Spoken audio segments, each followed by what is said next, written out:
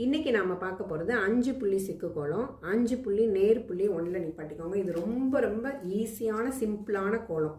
எல்லா பக்கமும் கிராஸாக இந்த 2 புள்ளியை கணக்கு பண்ணி கீழே ஒரு லைன் போட்டுக்கலாம். இப்படி இந்த 2 புள்ளிக்கு இப்படி ஒரு லைன், இந்த 2 புள்ளிக்கு கீழே இப்படி ஒரு லைன், இதுக்கு கீழே இப்படி ஒரு லைன்.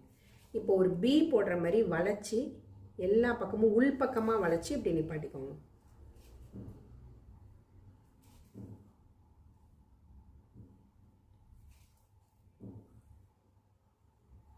அவ்வளோதான். இப்போ ஒரு பிலேருந்து அடுத்தடுத்த பிக்கு அப்படியே ஜாயின் பண்ண போகிறோம்.